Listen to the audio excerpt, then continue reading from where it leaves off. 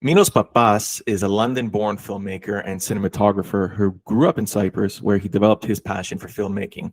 Son of renowned Cypriot filmmaker Mihaly Papas, Minos studied at the School of Visual Arts in NYC. In 2006, Minos shot his first feature film, Shutterbug, and continued to work as a cinematographer on projects including famous director Martin Scorsese and David Tedeschi. Minos founded Cyprian Films in New York, producing notable works such as the Tribeca-winning documentary, a short film about guns, and the award-winning short film Tango on the Balcony, for which he won the Best Director Award at the International Short Film Festival of Cyprus. He has won multiple awards for his work, including NY Emmys, for his TV shows and music videos. Today, Minos is here with us to discuss his next project, Motherwitch, or Dodekameron, set in 19th century Cyprus during the first years of British rule, that explores themes of loss, grief, and kalikantzari. Minos, welcome to the show. Andrea, thank you for having me. I've been a long-time listener because when I was researching Motherwitch, I did a lot of online research and I came across your wonderful podcast, which I'm thrilled to be on. So thank you for having me as a guest, and thank you for your interest in this movie. You know what? when I found out it was about, ostensibly, I suppose, about kalikantzari, I was like, wow, this is a movie for me. I love film. I love movies. I love historical fiction in particular. And when you shared with me, the setting and the period, and I saw your devotion to being historically faithful, I was all in. To begin with, though, can you tell listeners a little bit about yourself before we dive into the movie and we talk about all the work that went into it and the historical setting? Tell us just a bit about yourself and your background. Sure. I mean, I was born in London, like you said, and my parents are filmmakers, Michael and Susan Papas, and they were making a movie in Cyprus right after I was born. So at 3 months old, I moved to Cyprus, and that really shaped my identity, I think. We did go back to London, back and forth until I was around 12, but London was miserable at the time. This was London in the 80s, Thatcher's England. And I remember there was no competition, but as a young kid, living between London and Cyprus. Cyprus was the place of freedom and sunshine and going out and making friends easily and safety. And, it was a really, really great time to be in Cyprus. So my Cypriot identity was, it rapidly overtook my English identity, and it's still there. I was lucky enough to grow up in a household where we spoke both languages, and actually my father insisted that I only spoke to him in Greek, and I only spoke to my mother in English, so I wouldn't even mix the two languages, which is something that happens in London. The London dialect of Greek Cypriot, Greeklish. Yeah, exactly. So we avoided that, which was good. And also I was going to a Greek school 3 times a week in the evenings. So I got a really good education. And fortunately, I'm fluent in both languages. And I'm so grateful for that. I mean, I highly recommend it to anybody bringing up a kid bilingually. It's important, I think, to know multiple languages and have insights, that way. But in Cyprus, I did, middle school, high school. I went to the English school in Nicosia, and then went to the army after I graduated. Worked there for a few years. My parents had a movie theater in Nicosia. My father was a filmmaker in London. He made a couple of historical movies that maybe listeners of the podcast might be interested in. One is The Private Right, which deals with the events in around the independence of Cyprus, and it was actually a movie that showed very brutal water torture conducted by the British officers on Cypriot EOKA fighters. And then he made a film about the invasion later in 1980. But when we settled in Cyprus, he wanted to achieve another dream, and that was to set up a cinema. And he created the Acropole cinemas in Nicosia, which was an lovely open air theater, and as well as 2 indoor theaters, winter screens, which a lot of people on the island still remember. Unfortunately, the cinemas are no longer there. But I learned a lot about films, not just being, on film sets and watching my parents work and sometimes working with them as well later, but also from working in cinemas and seeing how audiences respond to films, and how a film needs to be marketed and how it needs to be distributed, and the time some films need to find an audience. And it's sort of a secret science that is rarely discussed. Even some distribution companies still don't do it right, I think, in my opinion. But anyway, Yeah. in short, that's my background. I mean, I was very lucky to grow up living. I mean, apart from the dual languages, I also learned a third language, which was the language of film. My parents had an enormous library of films on VHS, on Laserdisc, and we always went to the movies, of course. And back then, it was the era of video rental stores, not just Blockbuster, but your independent art house video store. Oh yeah. And so I was lucky in that way to gain that education and started making films from a very young age, or on my father's video camera, which he entrusted me with, and was able to make films with my friends and with my toys, my Star Wars figures. You know what? That's funny you bring that up. I don't know if kids do this anymore, but like my cousin had a handheld camera. I mean, nothing like nothing like your father's equipment, obviously, but we used to make films in his basement, and we used to try doing stop motion too, with some Batman figurines that he had. Yeah. We had a lot of fun.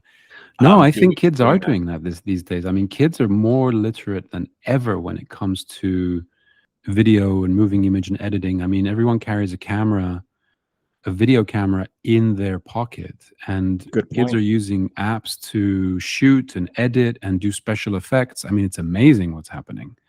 So I think young people these days are far more savvy about creating, content, for lack of a better term. I hate the word, but whatever. And creating stuff. And then I think they're more savvy when it comes to consuming stuff as well. It's pretty cool. You've worked with like a number of different projects, right? Throughout your years, as a filmmaker, you're a producer, a writer, cinematographer, director. What is the challenge of being a filmmaker?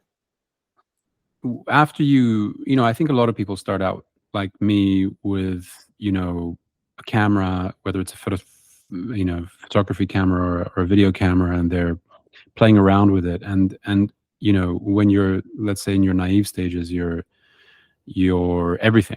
You're the writer, the director, the producer, the director of photography. You're the actor. You do everything. Then you do the sound. You record sound. You do everything, right? And then as you get into your professional career, the industry in a way tends to make you pick what to do. So you have to sort of pick a direction in your career. And I've kind of resisted that a little bit. Like I've wanted to remain what they call a hyphenate in my industry, and that's to be a director and a director of photography. Those are my main jobs. So I direct, and then I can also direct photography in collaboration with a director. But there's nothing, and of course I write, but usually I write my own scripts that I'm going to direct. I don't write for other people, and so I can't really call myself a writer in that sense. But there is nothing more satisfying than directing a project and seeing it come to fruition from the paper through all the different stages of change and compromise and adaptation to various circumstances, to seeing it come to life, and then working with collaborators and, you know, having actors just bring your words to life and then add to it, and like working with production designers who are much better than you are at, you know, envisioning what something should look like. And that when everything comes together and it's on the screen, I mean, that there is no more satisfying, I think, feeling professionally than that, I think. Mm-hmm. If I may, it sounds like one of the, you know, the way you just answered that question, it sounds like one of the learning curves is learning to trust others in this process, you know, because, you know, you have your vision, you know exactly what you want it to be. And then you learn eventually that as you specialize, that you have to have faith in the people that are working with you to bring your vision to fruition, like you said. That it seems to be, I suppose, in any project really that requires collaboration, learning to trust those that you're with. Yeah, I mean, I think that goes for any job. I mean, because I mean, filmmaking is collaborative. There is a director, there is a who can sometimes be considered an auteur or has a specific style, but even I think the greatest auteurs were always collaborative with the people around them. I never had a problem trusting people. Like I'm a pretty trusting guy, I think, but there's nothing more obvious than finding somebody who there's nothing more obvious than finding somebody who can do something better than you can. You know what I mean? So why wouldn't you want that person to work for you? Of course. So for example, I you know, wardrobe design, I know nothing. Like I'm terrible. I'll show some references, but I couldn't come up with something like, you know, what the character is going to wear. Well, you know, I'll dictate a certain palette or a texture, but you know, a good wardrobe designer is going to, you know, be far superior to anything I'm going to do. And that goes to all the facets. You know, we're talking about so many things: production sound mixers, production designers, editors, and sound designers. There's so many facets. You need to know a little bit of everything to know what's possible. You need to know your medium as a director. You have to have hands-on experience in everything to know what you can achieve. You have to know your tools. But very often your tools are people. And you need to have good collaborators around you, collaborators that are on the same page. But Sidney Lumet has a great phrase that he said once. He said, everyone needs to be making the same movie, which basically is what it comes down to. Everyone needs to be on board with your vision, with the director's vision, and trying to improve on it. But everyone needs to be making that movie, not a different movie. And like, everyone can't have, you know, a different film in their heads. Yeah. You know? Yeah.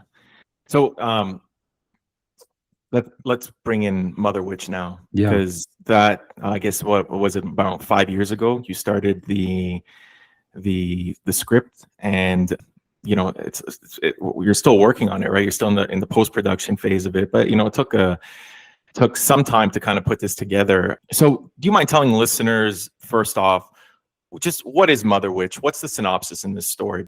Motherwitch, which the Greek title is Dodekameron, referring to the Cypriot word for the 12 days of Christmas.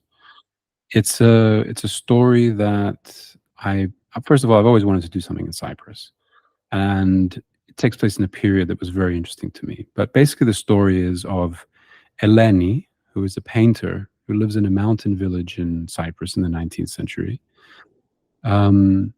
with her 3 kids.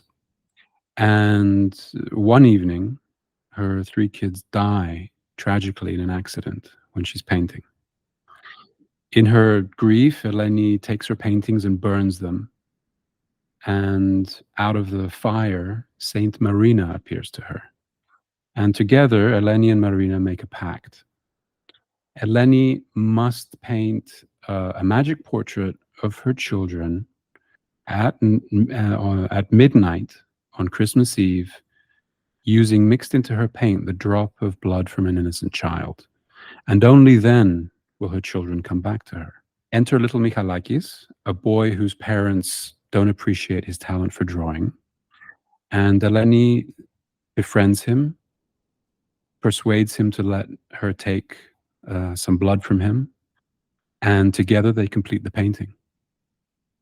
And right at that moment, when the painting is finished, at midnight on Christmas Eve, a gust of wind blows, the fireplace goes out, and they both feel a nearby foreign presence. Michalakis realizes pretty quickly that the new arrivals are not Eleni's children, but instead they've summoned the kalikantzari. But he has to persuade Eleni of this, who Eleni is still caught up in her grief and her desire to get her children back. Eventually, she understands that she's not going to get her kids back, and so she has to find a way to banish these creatures that she's summoned and restore natural order to the world. And the only way to do that, the only way to banish these creatures, is by becoming a good mother to little Michalakis. So this is the story, a bit of an extended version for your listeners, but really at its heart, it's a story about mourning. It's about how we grieve. It's about how child loss affects a parent and a community, how we live with loss. And the main theme, I think, is parenthood. Did you have like, where did this idea come from? Like, did you have any particular influences that kind of led you to explore this story the way you did?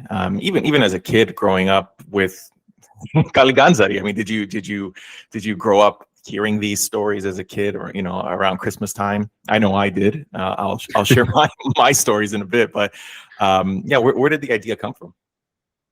Well, there were multiple sources, really. I mean, first I came across an incredible book, or a two-tome book by Hambis Tsangaris.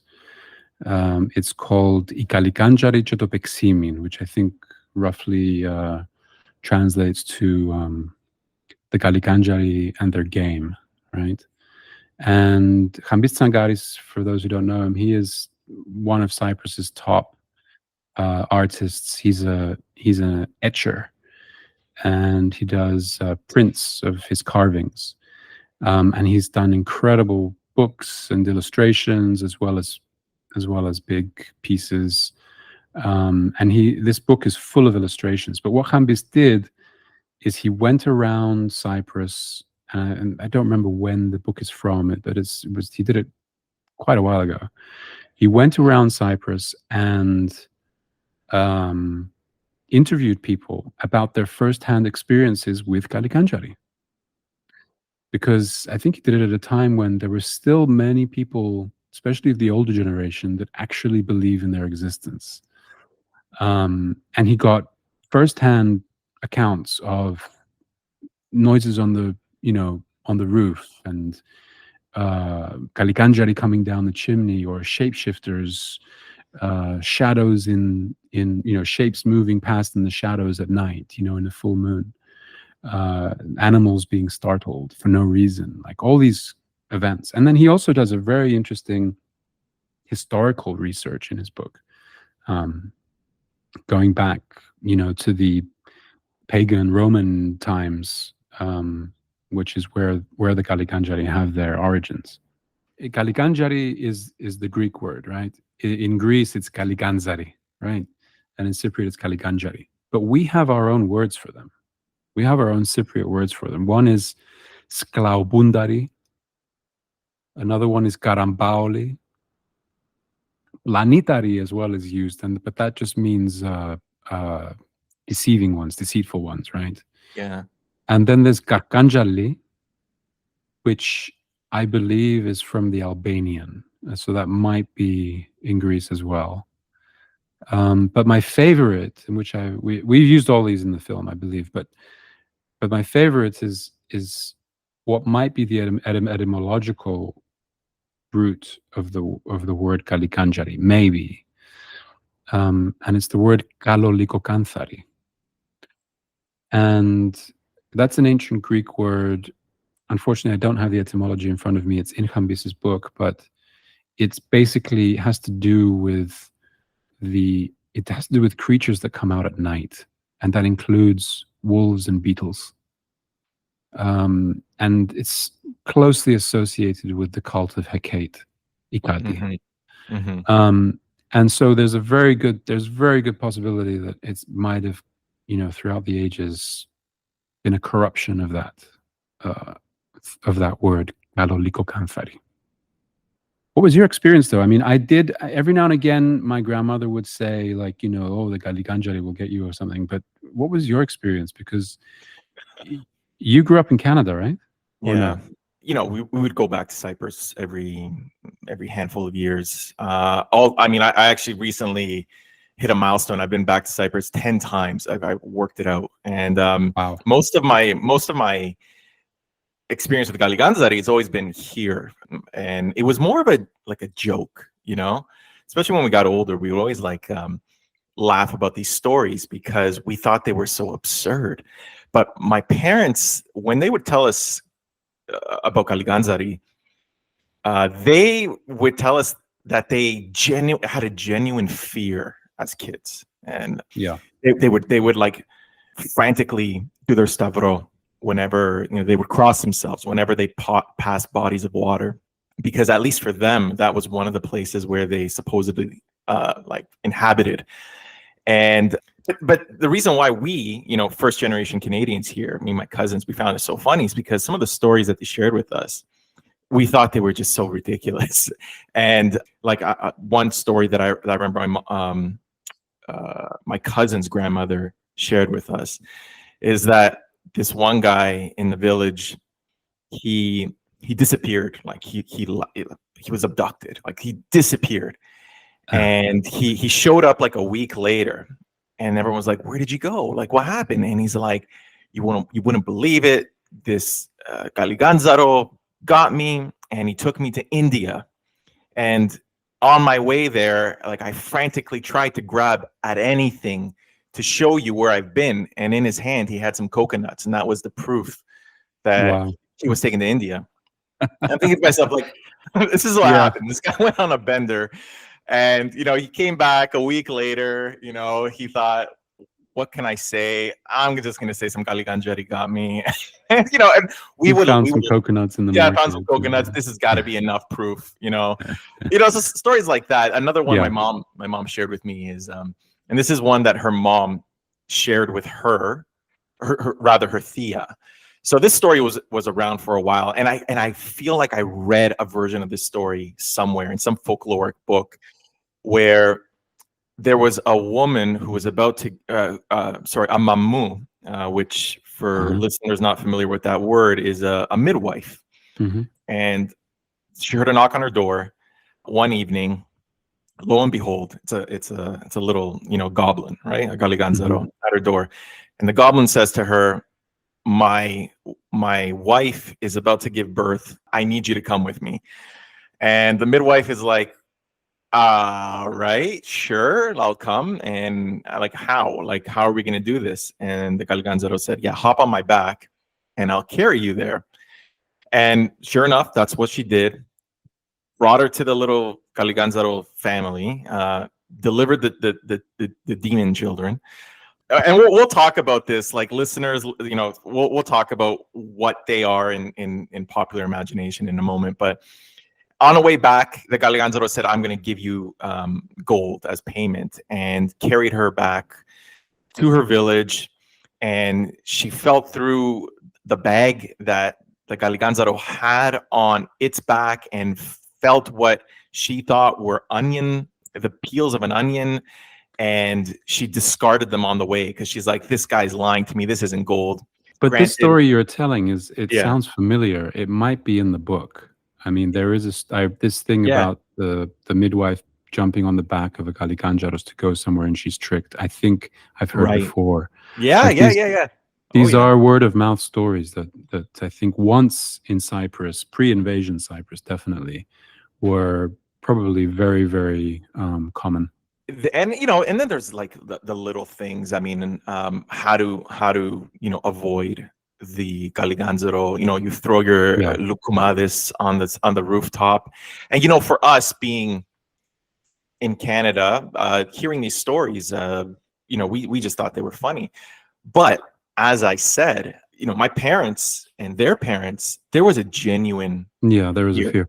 There No, I've was. heard as well that, and we'll talk about this, but people, so their origins go back to Roman times, because according to the research that Cambis has done, and I've seen this written elsewhere as well, is that like the Romans would allow slaves to be free one year, one day of the year. And slaves would then go crazy and they would run amok and they could do anything they wanted. And they broke into homes, they stole things, they held orgies, they did all kinds of crazy pagan things, right? And they also wore masks while doing this. And so we get our carnival from that. This was the later, or not later, but this was the Saturnalia, the Bacchanalia as well.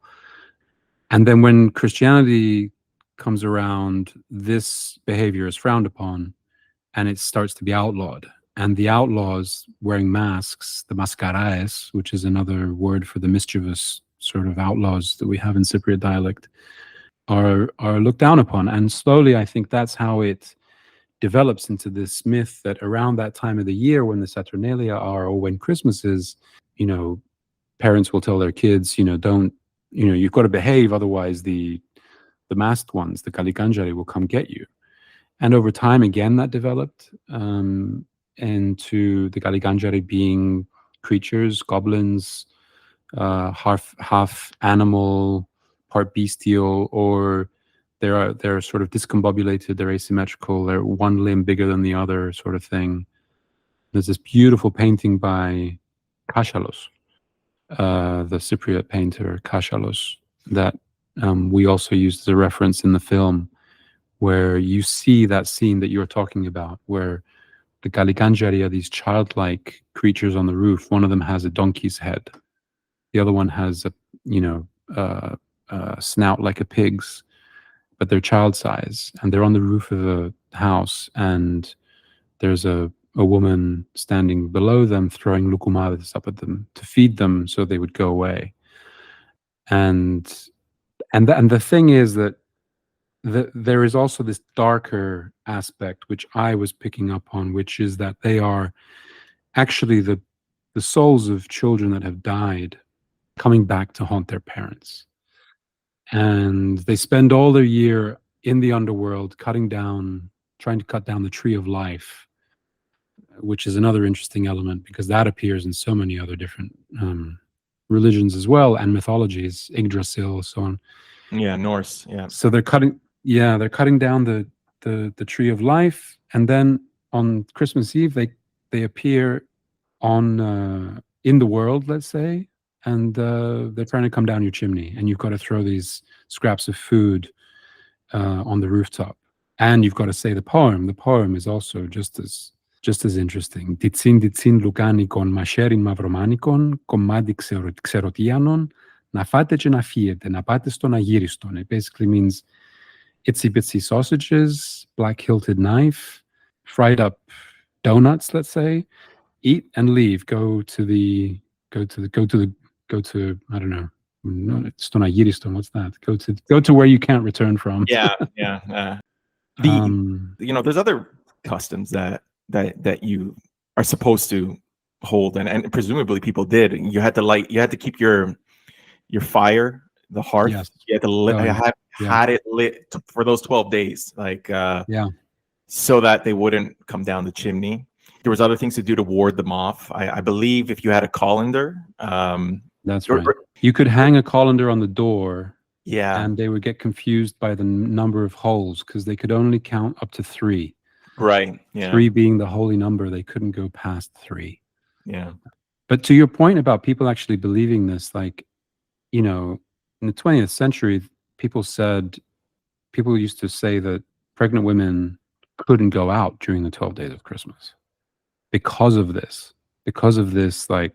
curse, because of the kalikantzari, the evil spirits being around, that pregnant women might endanger their children, And that was actually pretty recent. Like it's not that old. Wow. You know, it's funny because you know, again, I'm coming back to this whole idea that now we think it's funny. So I think I mentioned to you last Christmas time through email, I said that like I'm quite literally taking my kids outside to throw some tamales on the rooftop. That's great. And you know, these are traditions that we like doing, and we think it's fun. Like it's just like another aspect of the holiday, right?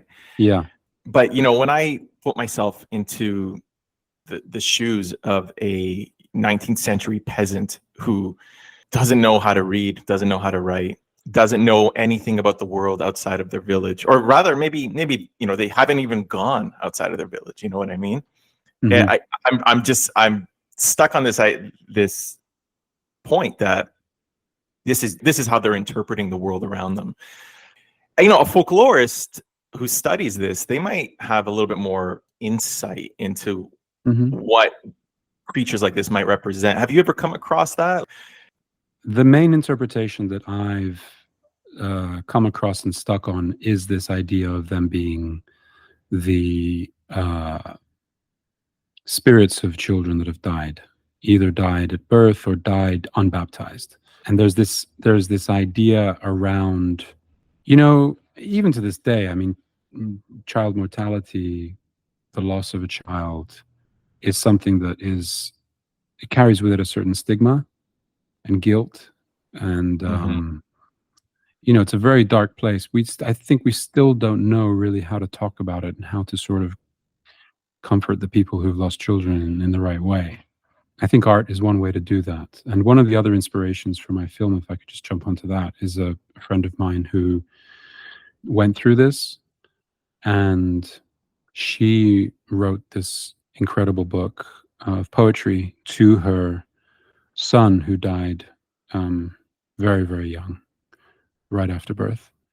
It's called Poems for Wyatt, written by Mandy Kelso. And you know, it's something that stays with you. It doesn't go away. It doesn't, like, you know, it's not as if, oh, it happened and then, you know, I'm gonna have another child. It's like you had that child, and they are part of you forever, for the rest of your life, and you live with their absence.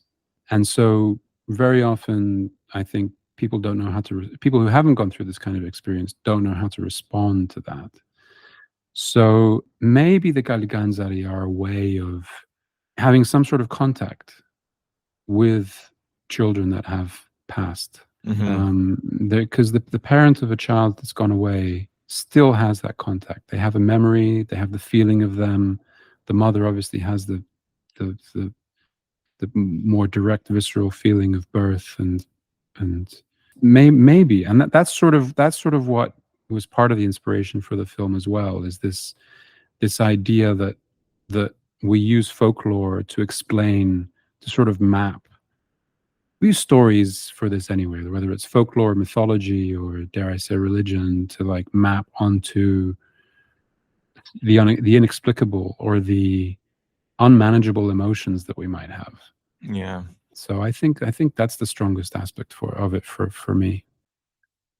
Just want to take a couple of seconds to thank you for tuning into the History of Cyprus podcast.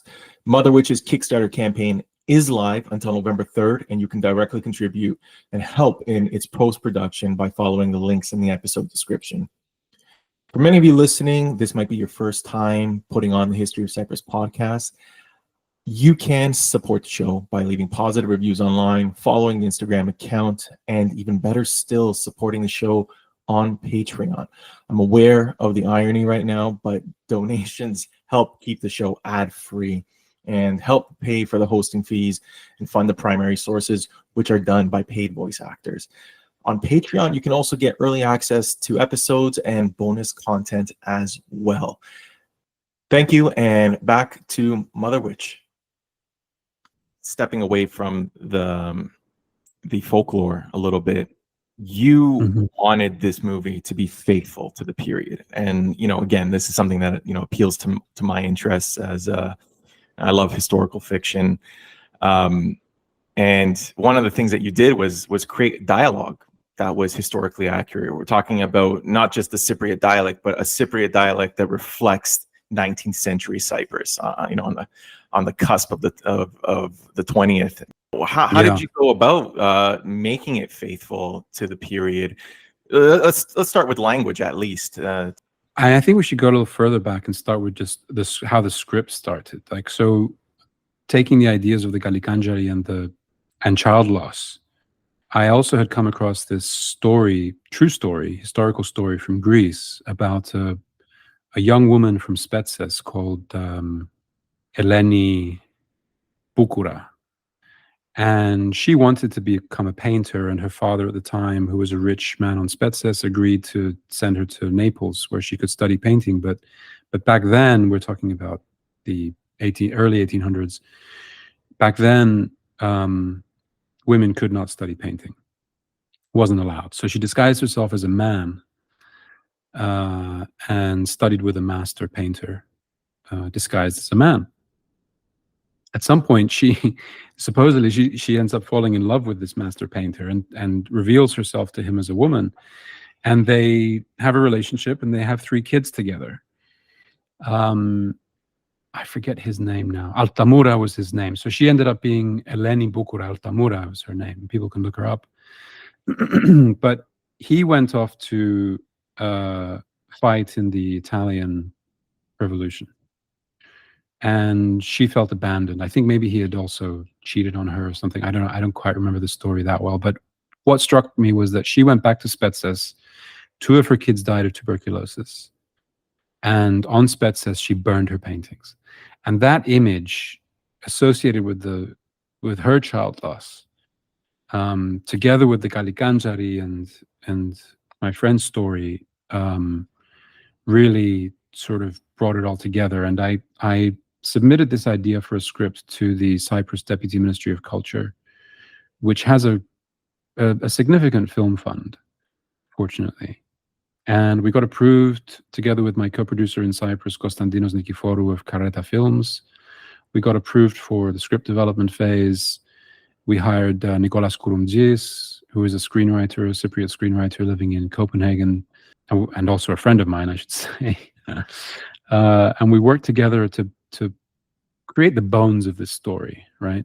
And then the script changed. I went to a script development lab in Torino, the Torino Film Lab, which is a very prestigious film lab, which was a fantastic experience, where I could test out the story on people who were not Cypriot, And there I got valuable feedback and mentorship that helped develop the story and make it more accessible, let's say, to broader audiences, which is something I always wanted to do, because the film, even though it is a Cypriot film, it's intended for the global market. I don't want it to be something that just is seen in a theater in Cyprus.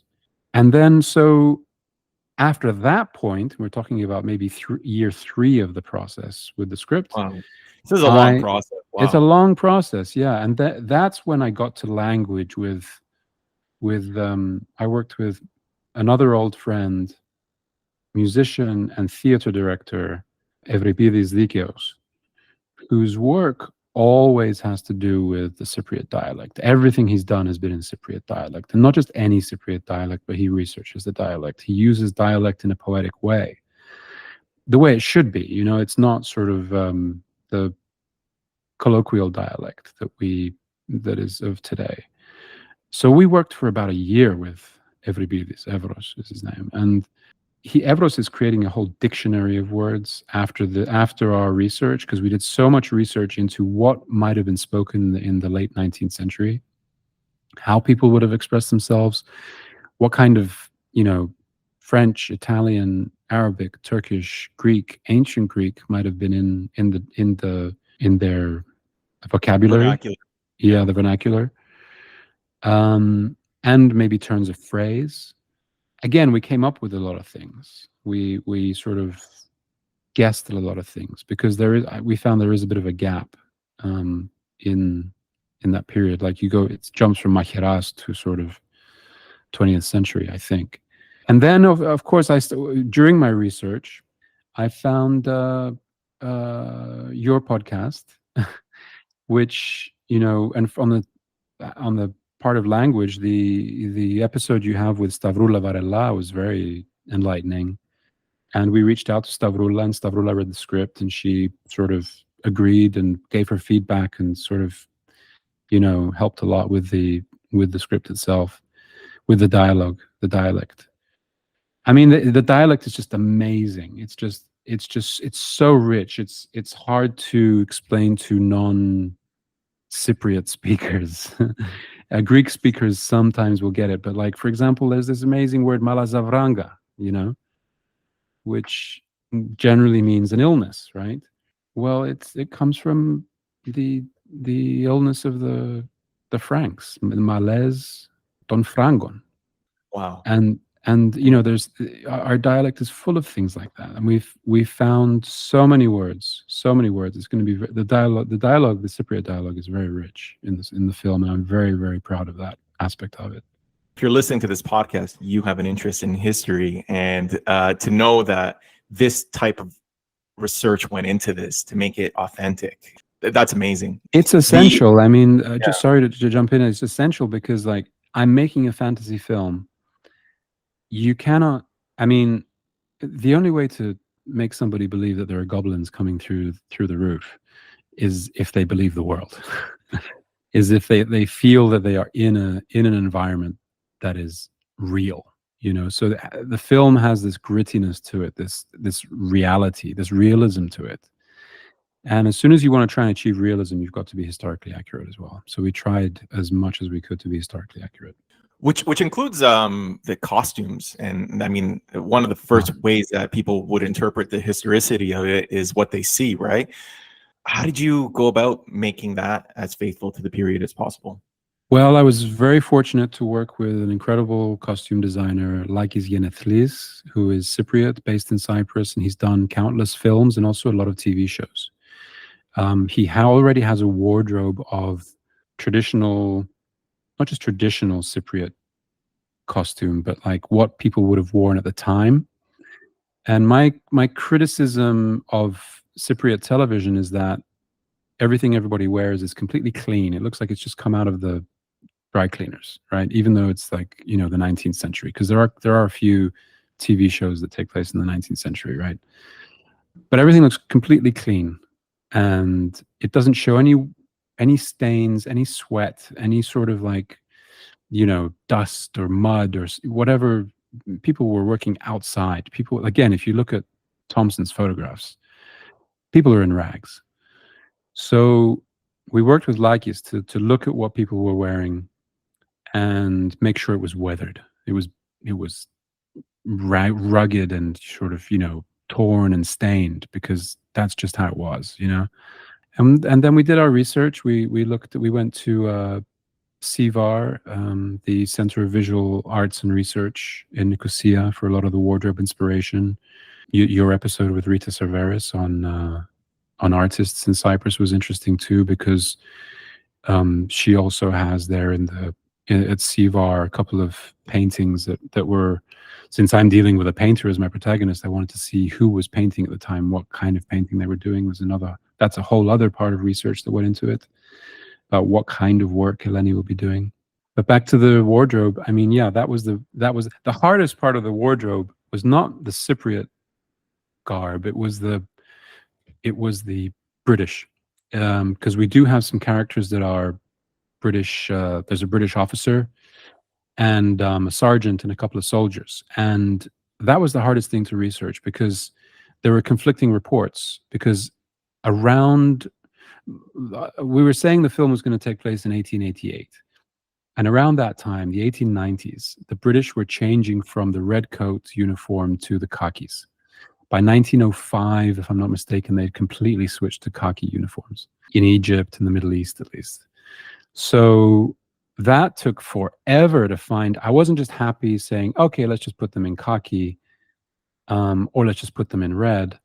And it took forever to find the first sort of, and I consulted you as well. You sent me some pictures also. I can feel the stress, the concern in your emails. Because, I get it. You want it to be accurate. You don't want it to be just whatever. It's close enough. Like you really wanted to put Yeah. the research into it, and it was a tough question to answer, wasn't it? Yeah, I mean, in the end, I sort of had to take a educated guess, and I decided that the Royal Engineers and the West Yorkshire Regiment, who were in Cyprus at the time, were wearing indeed the red coat and the navy trousers. The engineers had the engineers had a black head cover, helmet, and the West Yorkshire white. And we found some from a military, historical military uniform website. We found the actual 1880s uniforms of those two regiments, and that's what we did. And we had to create those. We had to sew them. We had to make them from scratch. And yeah, that was the toughest part of the wardrobe. We had a fantastic, incredible special effects makeup artist, Goran Ignatovsky,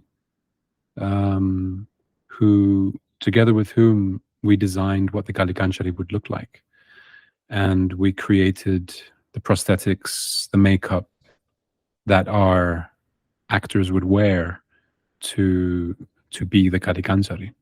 I can tell you right now that I appreciate that you've gone the practical effects route and not, the CG, because that's really cool. Like you had shared with me some of the traditional practical effects that you used in creating this film, and I was reminded of Coppola's approach to Bram Stoker's Dracula.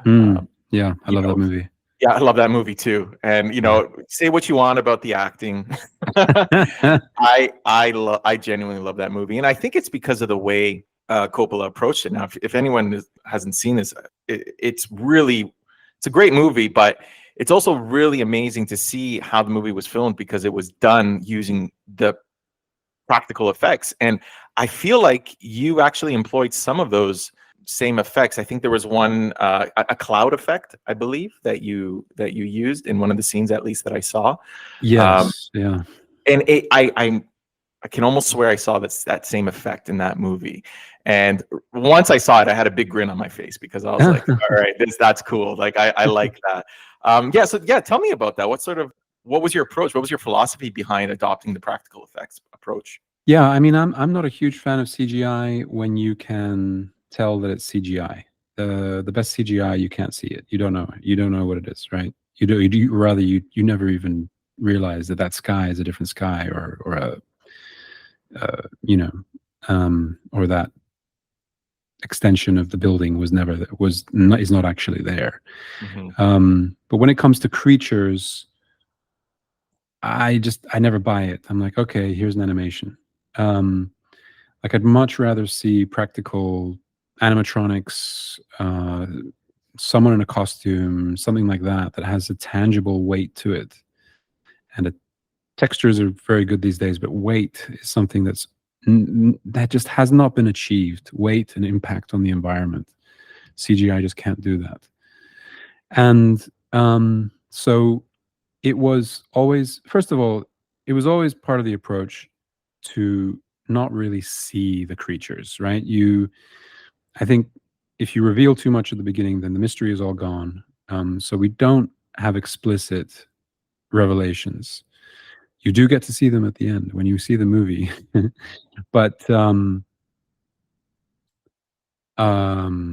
practical effects was definitely a key part to the approach. We used vintage lenses.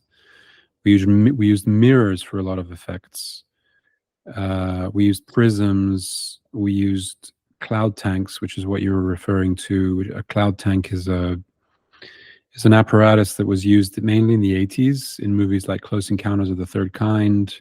But the cloud tank basically is with ink in a water tank that's filmed with the macro lens in slow motion to create this idea of a pluming, sort of supernatural pluming cloud, which is something I really wanted to do instead of creating skies with computer graphics. Do you have any background experience in this, or do you have this vision that you kind of tell someone on the production team that you're like, this is what I want, and you get them to come up with these approaches, or again, do you have like an idea of, hey, I've seen this before, that would be really cool to use? Yeah, so I mean, I have played with prisms a lot over the years. I really like creating textures and reflections that distort what the lens sees, which again is something that you can't really do successfully with computers, or as successfully. And so I knew prisms were going to be a part of it, and glass in front of the lens, to create this magical texture and atmosphere. And together with my director of photography, Jack McDonald, who bought onto the idea of that very quickly, to do as many things as we could in camera. Like, we lit with firelight, you know, we lit with candles. We had very minimal sort of extra lighting going on. So yeah, together we experimented and we played around with it. And we also had a lot of practical effects, wind and rain and, you know, things moving by themselves. Yeah, how was Which- that working with animals? Speaking of things moving, I mean, there were Yeah, I mean, yeah, what was well, that like? the animals are always a challenge. I mean, we had donkeys, horses, chickens, goats, even some leeches. But it was that's always hard. I mean, animals are always unpredictable. Donkeys especially, my God, they they obviously have a stubbornness of their own. But yeah, the donkeys were tough, especially when we were asking one of them to pull a cart up and down a hill multiple times. But you know, these animals exist in Cyprus, and they're good handlers, so we were able to do it. We were able to pull it off. It's wild. I mean, we started this conversation talking about you know, your father's work and the movie that he shot in, I believe it was 66, on the Eoka period. And it's like we kind of come full circle, because one of the actors in your dad's movie, Dimitris Andreas, is also now in this movie, in Motherwitch. Yes. That's really cool. That's a really cool thing. You want to tell me a little bit about the cast that's in your movie? Of course. I have to start with our lead actor, Margarita Zachariou, who is a phenomenal Cypriot actor, and she's been around for a very long time, doing a lot of theater, a lot of television, but I believe this is her first actual lead part in a feature. And but she was a dream to work with. I had multiple other excellent Cypriot actors: Athos Andoniou, Marina Makris, and then the young boy playing Michalakis, Sifis Katsoulakis, who is going to be a star one day. He's phenomenal. And then, in addition to Dimitri Andrea, we had some actors from the UK. I mean, Mirtos Gerolemu, who most people will know from Game of Thrones, is a brilliant actor, and he's of Cypriot origin. His parents are in Cyprus. He's an incredible actor. He's had many TV parts in The Crown and in Foundation, but also done a lot of theater in London. And he was in the film. He's fantastic as one of the very likable villagers. Jason Hughes as well plays one of the he plays the British sergeant, Sergeant Croyce, and he's a Welshman, and I wanted a Welshman to play that part. So we're very lucky to have Jason. We had from Greece Danai Katsameni, who is an incredible actor from Greece and singer as well, and she plays Lamia, which is another presence in the film, the Gorgon Lamia, who is sort of the manifestation of all the darker aspects of grief, of anger, and of guilt and uncontrollable grief. So yeah, I couldn't be happier with the cast. It was really a dream working with these actors. I'd be remiss if I didn't ask this. It slipped my mind. You mentioned Sergeant Croix, and having read the script, I believe, is he the antagonist, one of the antagonists in the story, or is that the other officer? There were two officers that Yes. Mine. Yeah. So I have the British in there because I wanted them to have a presence, obviously, in Cyprus at the time, and the main antagonist is the young second lieutenant who has a thing for Eleni and tries to seduce her in the film. But like I said, the movie is about parenthood, and I sort of felt like the British themselves, like every character in the film, is one aspect of a parent, or needing parenting, like Michalakis. And the British, to me, seemed like they were parents themselves. Whether they were good parents or bad parents, everyone can sort of make their own assumptions. But this sort of misguided allure to Cyprus that the British had, and there's an incredible book I read by Marinos Bourgouris, who's a professor in Cyprus. It's called The Cyprus Frenzy. And the book deals with how enthusiastic the English press was when it was announced that Cyprus was going to be joining the empire. And there were all these assumptions made of the Cypriots and who they were and their connection to ancient Greece, and that they were, the descendants of Aristotle or something, And of course, when the soldiers arrive, the reports coming back from Cyprus is that it's very much a Levantine country, a country of the Middle East, with a variety of people, and immediately the British sort of supremacy or superiority sort of sets in as they realize that these are not the descendants, as they thought of them, the descendants of ancient Greece, or the direct descendants anyway, and they're more like a Middle Eastern country. And this arrogance, the English arrogance, sets in. And so I kind of wanted to allude to that with the English characters, especially with the lieutenant. The sergeant, on the other hand, being Welsh, has a slightly softer look towards the Cypriots. Wales itself being not a colony, but subjugated, let's say, to the crown. Let's talk about Parsata, where it was filmed. You had mentioned to me that it's something that kind of inspired you to maybe even do a little documentary on it. Like, what did you mean by that exactly? What did you learn about the village?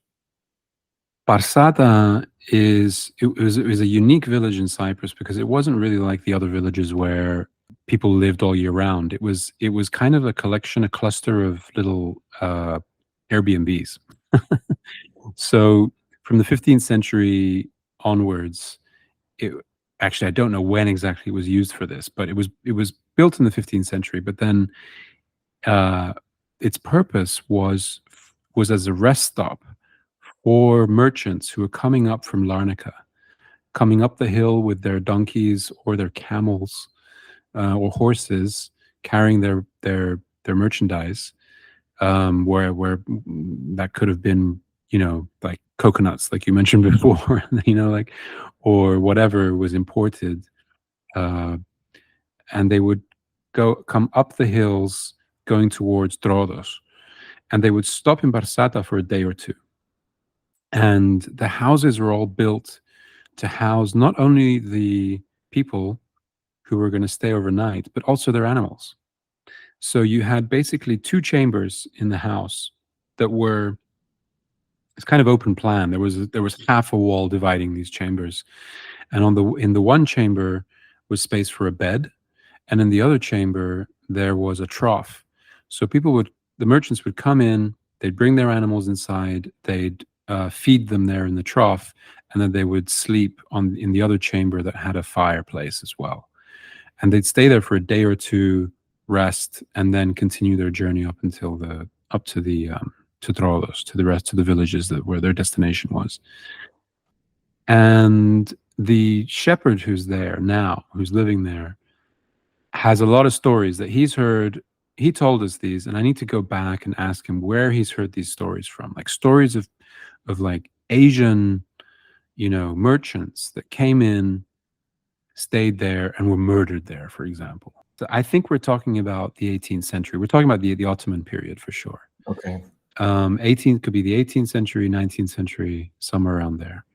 But this is what I want to go back and explore. And since I'm going to explore it, I may as well do a documentary about it, which I think the place deserves. It's a magical, magical environment too. There's something about that spot.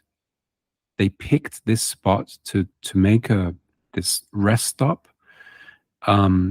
We were there for 5 weeks filming, and we were up there for a whole month earlier, preparing, building the place.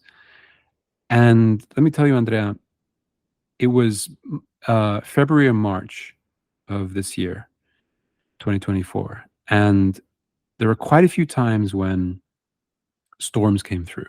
In Cyprus, it can rain for an hour and it's like a blustery, heavy rainfall, right? Mm-hmm. We would see these storms coming towards us, engulfing the mountains around us.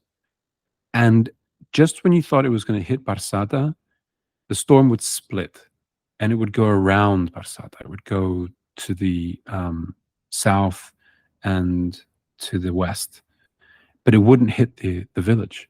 This happened multiple times, like at least 3 times.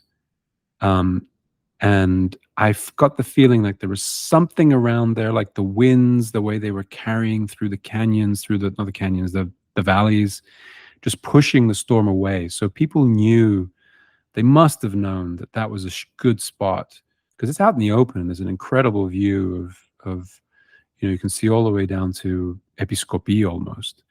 And then Larnaca on the other side. But it's just, the landscape is incredible. It's full of olive trees and carob trees. It's peppered with white chalk and marl stones. It's just a magical, magical landscape. And that's what we captured in the film. Do you have any sense of when and why exactly it was abandoned?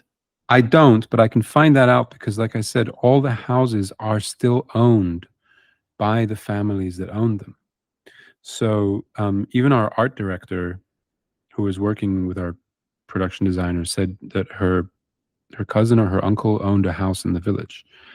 So, and we're talking about houses that are dilapidated, really. There's trees growing in them. There's, they don't have rooftops, completely abandoned. But that I can find out. I don't have that information with me right now. Again, material for the documentary.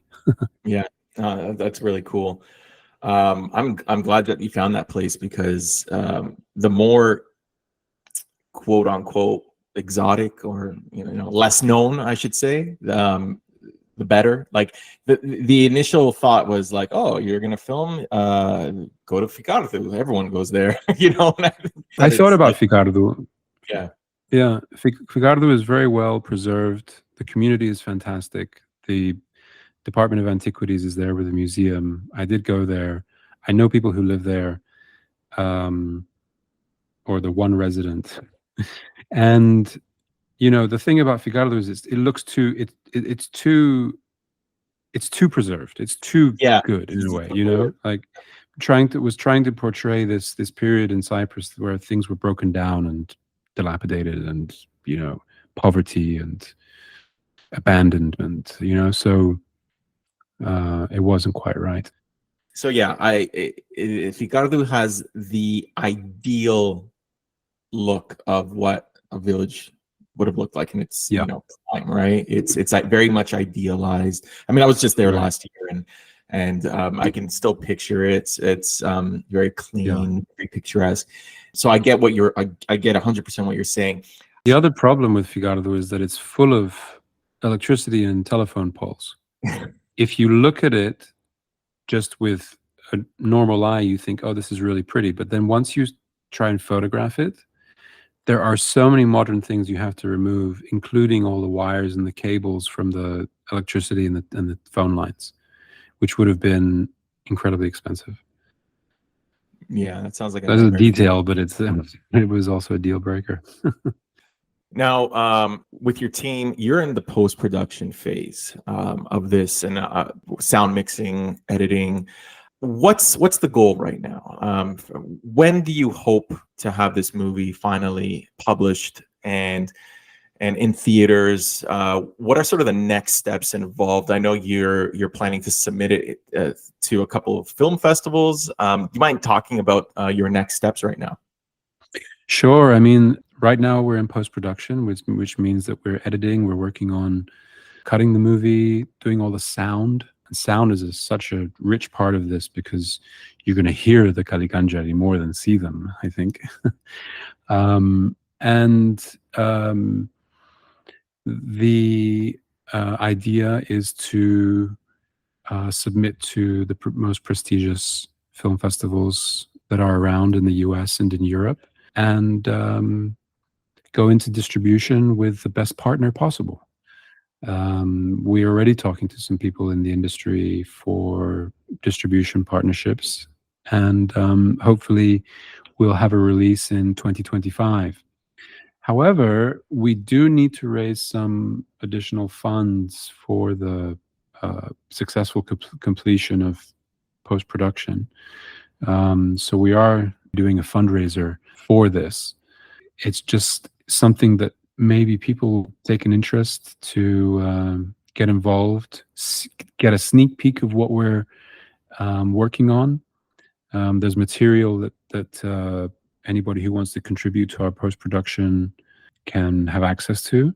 And I'm happy to engage in a dialogue with anybody who would be interested in the movie, because I have a feeling there's going to be quite a few people interested in seeing that period come to life, seeing this mythology come to life, and experiencing what it might have been to be alive back then.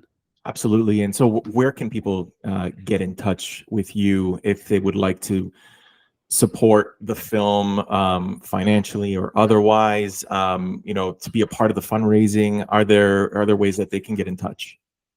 The best or the easiest way to get in touch with me is through my website, which is cyprianfilmsny.com, or you can find me also at minospapas.com and on Instagram. That's perfect. Minos, I mean, I'm genuinely excited for this. This is something that to see Cyprus, in the big screen is always cool, and to see something that has a historical component is even cooler. So like I'm really happy with the way this interview went. Me too. I mean, thank you, Andrea, for the opportunity. I mean, what you're describing is what I was trying to achieve. I love Cyprus deeply, and I love our complex and meandering history and identity.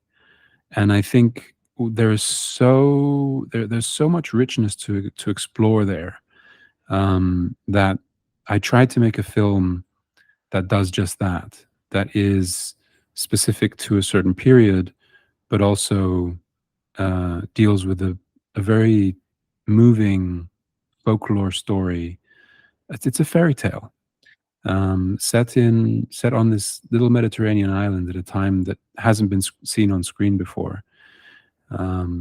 So I hope that it interests not only Cypriots or people who are in the diaspora, but also the whole world, that we can put Cyprus on the screen and on the map.